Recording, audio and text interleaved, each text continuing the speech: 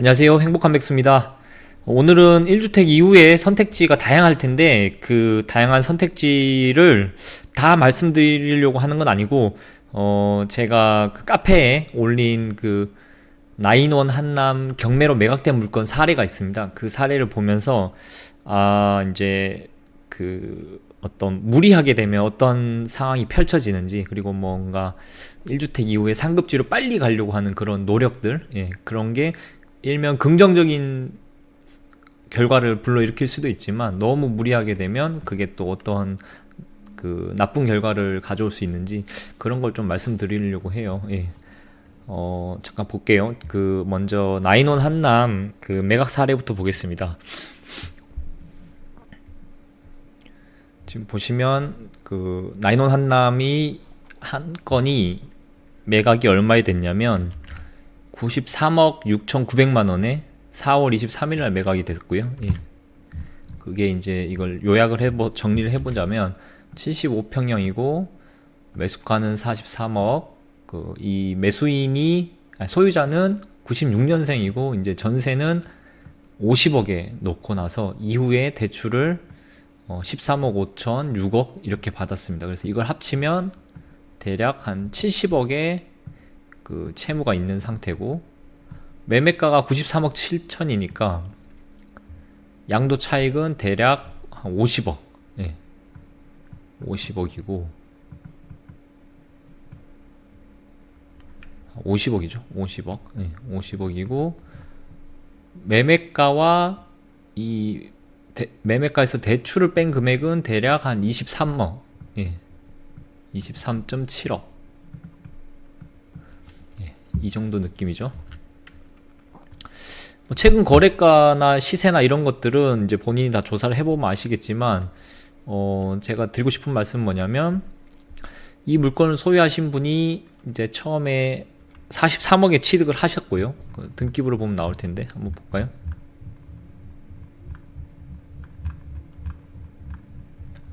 등기부를 보시면 여기 이렇게 43억에 취득을 하셨고, 아마 이제 어떤 잔금이 가능한 상황이었다라고 하면 잔금을 이제 본인이 납부하셨을 텐데, 그러지 않고 전세권을 설정해가지고 전세권을 50억에 설정을 해서 임대를 주셨어요. 임대를 줬는데, 임대를 줘가지고 그 50억을 다시 받아가지고 일부 분양가보다 높은 금액은 자기가 이제 활용을 하고, 분양가는 이제 시공사에다 냈을 것이고, 그걸로 이제 딱 끝이 나면 좋은데, 이 물건이 이제 고가의 물건이다 보니까 뭐 종부세 같은 세금도 나왔을 거예요. 종부세도 내야 되고. 그렇고 종부세만 낸다라고 하면 크게 이렇게 빚을 져야 될 상황은 아닌 것 같은데, 이게 아무래도 담보 가치가 처음에 43억의 분양가에서 계속 우상향하다 보니까 이게 뭐 70억, 80억 이렇게 계속 담보 가치가 상향이 되다 보니까 이 물건을 대출을 해가지고 어떤 뭐 다른 뭐 투자를 한다든지 아니면 다른 사업을 한다든지 그럴 목적으로 대출을 또 받은 것 같아요. 그래서 이 물건으로만 판단을 한다라고 하면, 물론 이제 채무를 이자를 연체해가지고 경매로 매각된 부분은 시세보다 좀 싸게 매각됐으니까 좀 아쉬울 수 있고, 그렇지만 이 취득가액에 비하면 상당히 높은 가격에 이제 매각이 됐기 때문에, 그래도 역시나 이런 사례를 보면서 역시나 그래도 뭐 입지가 좋은 곳은 결국 팔리는 가격이 이렇게 높지 않냐, 시간도 얼마 흐르지 않았는데 역시 살려면 입지가 좋은 곳을 사야 돼, 오히려 이렇게 해석할 수도 있단 말이에요. 그래서 이거 뭐 경매로 매각돼도 나인원 한남이니까 이 정도에 팔렸지, 다른 데 같았으면 더 뭔가 차익이 별로 안 났을 거 아니냐. 43억이랑 93.7억이랑 이 차이가, 여기가 뭐 입지가 좋으니까, 입지가 좋으니까 이런 결과 나온 거 아니냐. 결국은 뭐 해야 된다? 상급지로 가야 된다. 이런 이제 결론으로 이렇게 해석을 할까봐 약간 이제 그게 우려가 돼서 제 생각을 좀 말씀드려 보려고 요 사례를 가지고 오게 된 거예요. 일단 이분의 일단 그 93억으로 매각을 했을 때 차익이 한 23억 정도 남는다 그랬잖아요. 그럼 23억은 남는 돈은 어떻게 되냐면 제가 양도세 계산을 해봤는데요. 쭉 내려가시면 양도세가 어떻게 나오냐. 자, 취득한 가격 43억에 취득을 했고 양도가액이 93억 7천에 매각을 했어요. 근데 이분이 뭐 어떤 뭐 비과세라든지 이런 걸 받을 수 있는 요건이 안 되기 때문에 계산을 해보면 22억이 세금으로 나와요. 22억. 양도세가 22억. 아까 제가 23억이라는 돈이 매각되고 남는다 그랬는데, 그러니까 세금 내고 나면 남는 건 전혀 없는 거죠. 이 물건에 대해서는 전혀 남는 게 없는 거예요. 예. 물론 그분이 이제 이 소유자분이 대출을 받은 걸로 다른 사업을 하거나 다른 투자를 해서 그쪽에서는 또 성공적인 케이스가 나올 수 있을 수도 있지만, 이 케이스로만 보면 일단은 안타깝게도 이제 그 대출 받은 걸 갚고 그 다음에 양도세를 내고 나면 돈이 한 푼도 안 남는 그런 상황인 거죠. 예. 그래서 이런 걸 보면 이제 처음에 취득을 하고 나서 전세 50억을 놓고 나서 그 전세 50억을 어떻게 되돌려 줄 수 있을까, 그쪽에만 집중을 했다라고 하면 이 나요나 한남이라는 그 물건 자체를 좀 지킬 수 있었을 텐데, 추가로 플러스 알파로 뭘 했죠? 대출을 받았잖아요. 예. 그 대출을 받았다 보니까 이게 못 버티는 거예요. 예. 대출을 받아서 그 대출 이자를 낼 만한 그 능력을 본인이 키워놓지 않았다라고 하면 이 물건이 이제 대출 때문에 날아가는 거죠. 예. 그런 상황을 이제 보면서, 아, 그러면 내가 다들 상급지 이렇게 얘기를 하는데, 그 상급지를 가기 위해서 무리하게 이제 집을 대출을 받아가지고 억지로 하나 샀어요. 샀는데 샀는 거에 대해서 이자를 많이 내다 보면 당연히 내가 돈을 좀 더 많이 벌어야 되겠구나 하면서 우리가 차를 사면, 차를 할부로 사게 되면 뭐 직장 생활을 열심히 한다는 얘기가 있잖아요. 그런 것처럼 이제 뭔가 이자를 내가 감당할 수 있는 선의 최대치까지 그걸 내려고 하거나 혹은 그 이상은 내려고 한다라고 하면 당연히 뭔가 더 노력을 하게 되겠죠. 예, 뭐 그 돈을 뭐 부업을 더 한다든지, 부업 같은 걸 한다든지, 아니면 자기 본업을 더 열심히 한다든지, 예, 아니면 뭐 어떤 식으로도 돈을 더 벌려고 하겠죠. 그렇게 해서 내가 이제 돈을 더 벌고자 하는 동기부여가 되는 것 자체는 굉장히 긍정적인데, 상급지를 사가지고 무리해서 영끌해서 사가지고 하는 것들이 그런 면에서 그 어떻게 보면 그 긍정적일 수 있지만, 이렇게 이제 그걸 감당할 수 없는 선까지 자기가 이제 능력치를 이제 끌어올리지 못하면, 그러니 이제 대출 이자를 감당이 안 되면, 노력은 해봤지만 이거는 도저히 감당이 안 돼, 혹은 갑자기 뭐 이자가 쭉 올라가가지고 내가 예상한 것보다 너무 그 감당이 안 되는 상황이 생겼어, 아니면 뭐 보유 세금이 갑자기 쭉 올라가가지고 또 비슷한 상황이 생겼어. 그러면 내가 이제 뭐 한계치를 설정을 해놓고 여기가 내가 감당할 수 있는 선이라고 생각을 해놓고 이 집을 매수를 했는데, 갑자기 오버해서 막 이까지 뭔가를 내야 되고, 이자를 내야 되고, 이까지 세금을 내야 되고, 이런 상황이 생기면 이 내가 어렵게 매수한 집을 지키질 못하는 상황이 생기는 거예요. 예.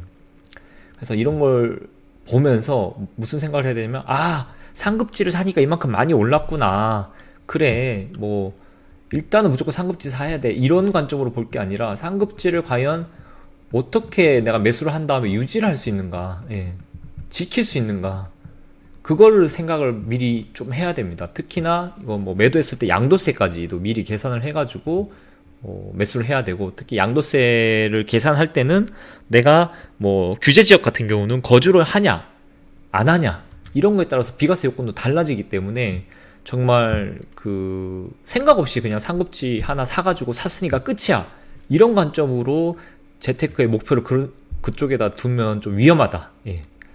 그래서 이 말씀을 드리고 싶어서 이 영상을 만들게 됐어요. 잠깐 한번 보면, 제가 1주택 이후의 선택지라고 이 내용을 가지고 이제 카렌님이 운영하시는 조준 커뮤니티에 이제 가서 이제 1시간 정도 제 생각을 말씀드린 적이 있었어요. 예.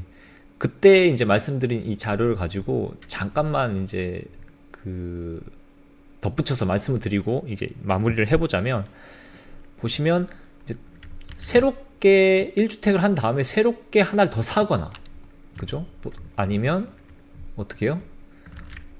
아예 자기 걸 팔아서 자기 걸 팔아가지고 어떻게 해요?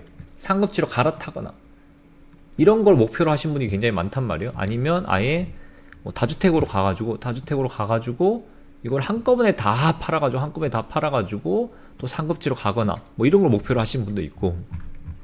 자, 그러면 그 상급지로 가는 방식이 있잖아요. 방법은 뭐냐면 돈을 더 만들어야 되잖아요. 돈. 그죠? 볼게요. 상급지로 가기 위해서 돈을 더 만들어야 돼요. 그럼 그 돈을 만드는 방식이 첫 번째로 뭐 본업에 더 충실하고, 부업을 통해서 추가로 더 벌고, 아니면 이제 부동산 관련 이제 우리가 투자를 하다 보니까 어떤 임대를 좀 더 그 회전율을 높여서 단기 임대를 통해서 돈을 더 번다든지, 아니면 내가 1주택 상태지만 잘 이용을 해가지고 청약 같은데 추첨으로 된다거나 이러면 또 돈이 벌리죠. 아니면 1주택 큰 거는 내 거 그대로 가지고 있고, 아니면 좀 작은 투자를 귀신같이 잘해가지고 또 돈을 번다. 아니면 내 명의 1주택을 그대로 두고 법인이나 매매사업자 같은 걸 이용을 해가지고 뭐 단타로 이거 수익을 낸 걸 합쳐가지고 내 주택이랑 합쳐가지고 또 어떻게 해요? 상급지로 가는 거죠. 예. 그런 방식이 있고, 그리고 마지막으로 대출 받는 방식도 있어요. 대출 받는 방식. 뭐 신용대출이나 좀 뭐 이걸 아시는 분도 있겠지만 사업자 대출을 통해 가지고 대출을 받는 방법도 있어요. 예. 자, 그러면 여러분들이 생각하시기에는 지금 여기 보시면 A부터 G까지 갈 때 이 아래쪽으로 가는 게 좀 더 방법이 어렵겠어요? 아니면 이렇게 G부터 A까지 위쪽으로 가는 게 방법이 좀 더 어렵겠어요?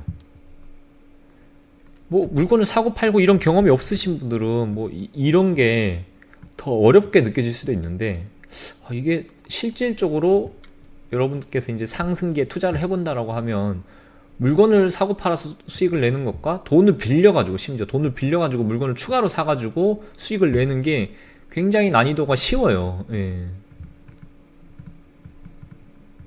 그래서 이 아래쪽으로 내려올수록 난이도가 쉽고 단기로. 위쪽으로 올라갈수록 난이도가 좀 어려워요. 예. 난이도 상이에요, 상. 예.